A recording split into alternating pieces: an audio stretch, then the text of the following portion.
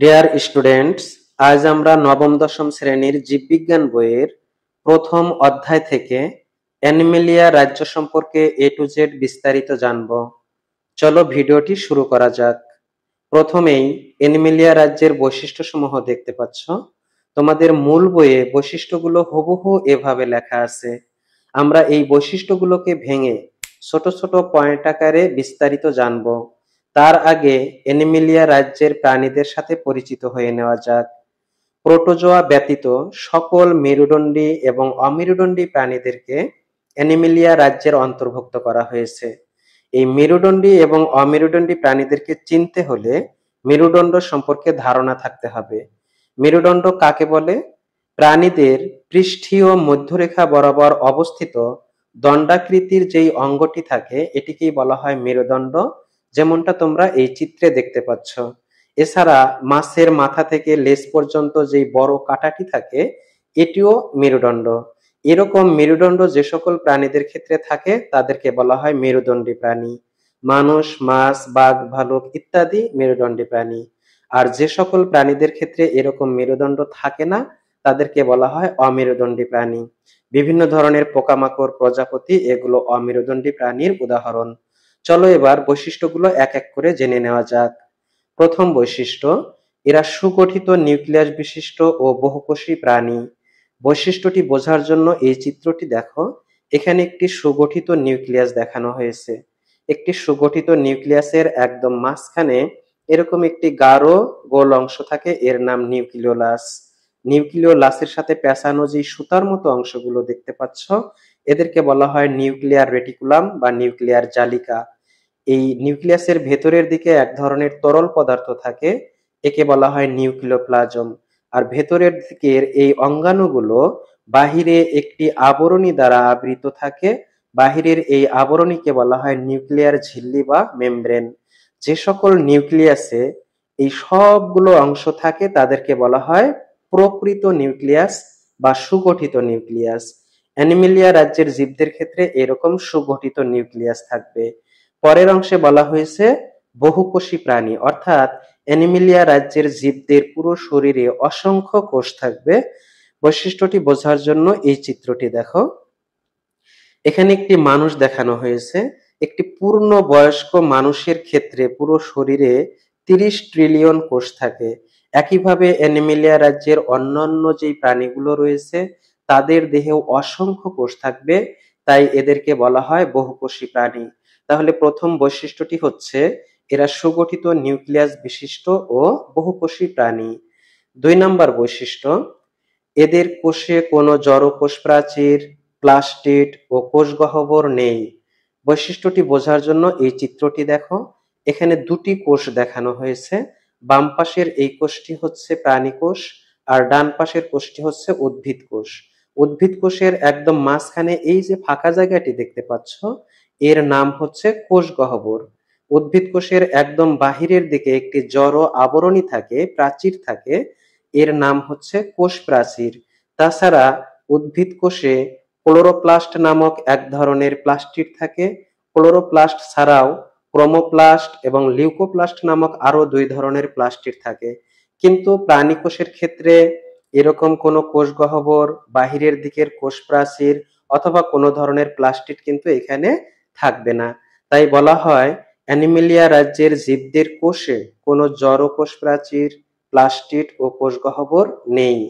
3 নম্বর বৈশিষ্ট্য, প্লাস্টিড না থাকায় এরা হেটারোট্রফিক অর্থাৎ পরভোজী এবং খাদ্য গলাধঃকরণ করে।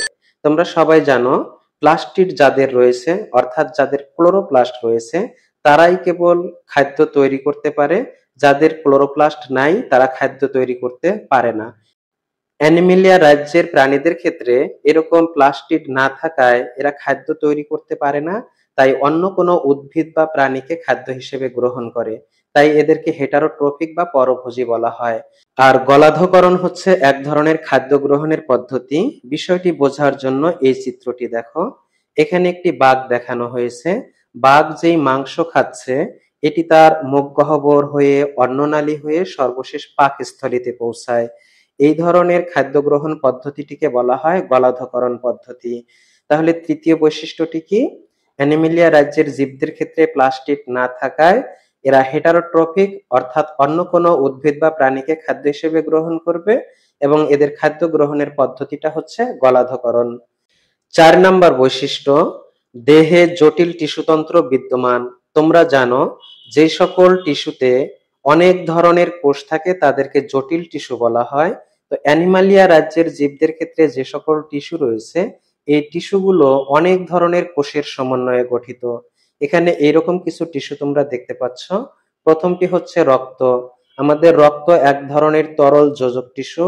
এই রক্তে লোহিত রক্তকণিকা, শ্বেত রক্তকণিকা, অনুচক্রিকা নামক বিভিন্ন ধরনের কোষ রয়েছে, তাই রক্ত এক ধরনের জটিল টিস্যু। এছাড়া আমাদের হাড়, epithelial tissue, cartilage tissue, adipose tissue, nervous tissue, muscle tissue, connective tissue, এগুলো সবই কিন্তু জটিল টিস্যু। এরকম অ্যানিমেলিয়া রাজ্যের জীবদের ক্ষেত্রে বিভিন্ন ধরনের জটিল টিস্যু বিদ্যমান থাকবে। এবার 5 নাম্বার বৈশিষ্ট্যটি দেখো। 5 নাম্বার বৈশিষ্ট্যে বলা হয়েছে এরা প্রধানত যৌন জননের মাধ্যমে বংশবৃদ্ধি করে। যৌন জনন বলতে বোঝানো হয় দুটি বিপরীতধর্মী গ্যামেটের মিলনকে। বৈশিষ্ট্যটি বোঝার জন্য এই চিত্রটি দেখো।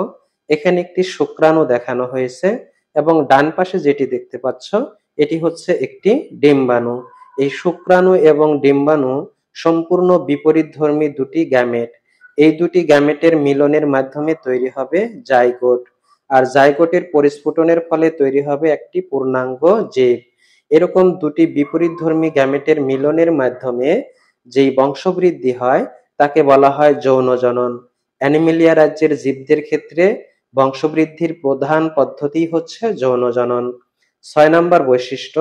6 নাম্বার বৈশিষ্ট্যে বলা হয়েছে পরিণত ডিপ্লয়েড পুরুষ এবং স্ত্রী প্রাণীর জননাঙ্গ থেকে হ্যাপ্লয়েড গ্যামেট উৎপন্ন হয়। অর্থাৎ অ্যানিমেলিয়া রাজ্যের যেই জীবগুলো রয়েছে এদের পরিণত সদস্য পুরুষ হোক অথবা স্ত্রী হোক তারা উভয়ই ডিপ্লয়েড, কিন্তু এই ডিপ্লয়েড পুরুষ এবং ডিপ্লয়েড স্ত্রী প্রাণীর জননাঙ্গ থেকে যেই গ্যামেট গুলো তৈরি হবে তারা হবে হ্যাপ্লয়েড প্রকৃতির। বৈশিষ্ট্যটি বোঝার জন্য এই চিত্রটি দেখো। এখানে একটি পুরুষ এবং একটি নারী দেখানো হয়েছে। এদের উভয়ের শরীরের যত কোষ আছে প্রত্যেকটা কোষে 2n সংখ্যক ক্রোমোজোম থাকে, তাই পুরুষ স্ত্রী উভয়কে বলা হয়েছে ডিপ্লয়েড। কিন্তু এদের থেকে যেই শুক্রাণু এবং ডিম্বাণু তৈরি হয় এরা কিন্তু n সংখ্যক ক্রোমোজোম বিশিষ্ট, অর্থাৎ হ্যাপ্লয়েড ধরনের। তাই বলা হয় পরিণত ডিপ্লয়েড পুরুষ এবং স্ত্রী প্রাণীর জননাঙ্গ থেকে হ্যাপ্লয়েড গ্যামেট উৎপন্ন হবে। এবার 7 নাম্বার বৈশিষ্ট্য, ভ্রূণ বিকাশকালীন সময়ে ভ্রূণীয় স্তর সৃষ্টি হয়। এখান থেকে আমাদের ভ্রূণ এবং ভ্রূণীয় স্তর সম্পর্কে জানতে হবে।